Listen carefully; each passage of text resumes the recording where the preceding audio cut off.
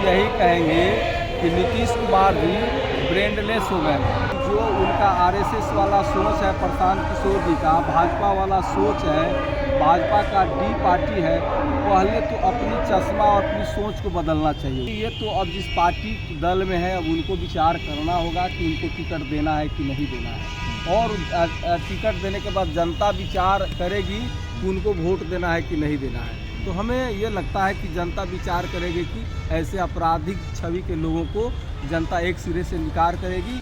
देखिए, बिहार में जिस तरीके से आपराधिक घटनाओं का मामला देखने को मिल रहा है, जिस पर नेता प्रतिपक्ष तंजे कसते हुए भी नजर आते हैं, कभी वो बुलेटिन जारी करते हैं आपराधिक घटनाओं को लेकर, और अब जो मामला है वो मकामा के पूर्व विधायक अनंत सिंह का है। नमस्कार, आप देख रहे हैं बिहार डेली लाइव, मैं निखिल। देखिए, सोनू मोनू जो आपराधिक छवि के लोग हैं, जो अपराधी हैं इस मामले के, वो अब आत्मसमर्पण करते हुए नजर आ रहे हैं प्रशासन के पास। और इसी सब तमाम मुद्दों पर जब हमारी बातचीत होती है राजद के विधायक सुरेंद्र राम से, तो क्या कुछ कहते हुए नजर आ रहे हैं, पहले आप उनको सुनिए। गोली कांड के बाद अनंत सिंह सरेंडर कर दिए, कैसे देख रहे हैं? देखिए, ये कहा जाता है कि ये सुशासन की सरकार है, और सुशासन की सरकार में बंदूक से दनादन गोलियां चल रही है। तो ये कैसा सुशासन की सरकार है? ये सुशासन की सरकार नीतीश बाबू बोलते हैं लगातार हत्या, अपहरण, लूट, बलात्कार, डकैती, ये सब सरेआम हो रहा है। तो इसको कैसा ये सुशासन की सरकार हम कहेंगे? हम तो यही कहेंगे कि नीतीश कुमार जी ब्रेनलेस हो गए हैं। चूँकि देखिएगा कि कहीं भी नीतीश कुमार जी का प्रशासन पर कहीं भी अपना पकड़ नहीं है।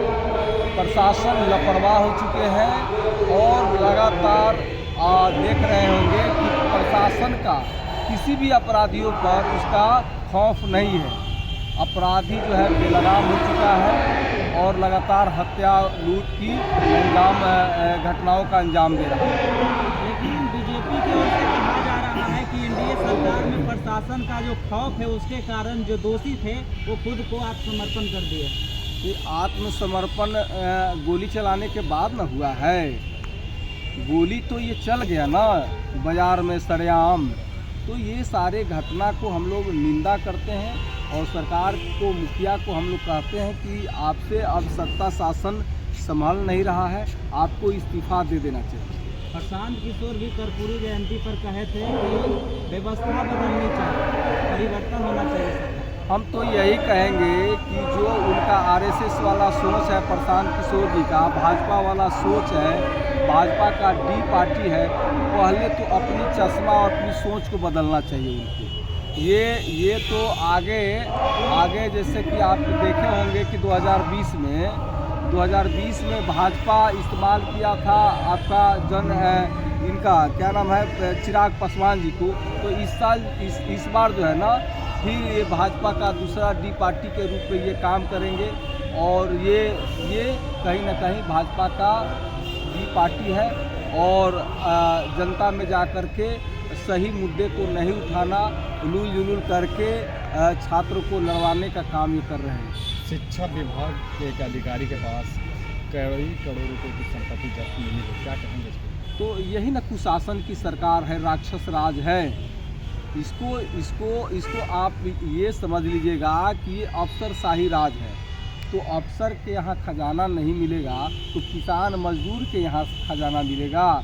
लूट रहे हैं नीतीश जी के अफसर, तो खजाना तो उन्हीं के यहाँ न मिलेगा। तो कैसा ये सुशासन की सरकार है? ये करप्ट सरकार है, भ्रष्ट सरकार है। इसको कितना भी भर्त्सना किया जाए ये कम है। ये अनंत सिंह विधानसभा चुनाव लड़ने की तैयारी चल रही है, उसी बीच इस तरह हुआ, तो क्या लगता है राजनीति में इस तरह का जो आपराधिक घटनाओं में जो मिले हैं या आपराधिक है तो उनको शिफ्ट मिलना चाहिए? देखिए, ये तो अब जिस पार्टी दल में है अब उनको विचार करना होगा कि उनको टिकट देना है कि नहीं देना है, और टिकट देने के बाद जनता विचार करेगी कि उनको वोट देना है कि नहीं देना है। तो हमें ये लगता है कि जनता विचार करेगी कि ऐसे आपराधिक छवि के लोगों को जनता एक सिरे से इनकार करेगी, और आने वाला 2025 में जनता की चाह, किसान मजदूर की चाह, बेरोजगार का चाह, नौजवान की चाहत सिर्फ तेजस्वी और सिर्फ तेजस्वी ही है। तो तेजस्वी जी का आना तय है और जो महागठबंधन से टिकट लेके आएंगे, जो लड़ेंगे, उन्हीं का जीत है तय और एनडीए का टाई फिश। एक आखिरी सवाल है, तेजस्वी यादव को जैसे ही पदभार मिला है, जो आरजेडी का जो का पावर मिला है, कहा जा रहा है कि नेताओं को सीट नहीं मिलेगा, कार्यकर्ताओं को सीट मिलेगा। अब ये तो आदरणीय हमारे नौजवानों के नायक अपना सोच विचार करके सीट का वितरण करेंगे और जो अच्छे छवि के लिए जो बोलते हैं कैलकुलेशन करके, जो बोलते हैं हिसाब करके बोलते हैं, तभी तो माई बहन मान योजना हमारे तेजस्वी बाबू बनेंगे।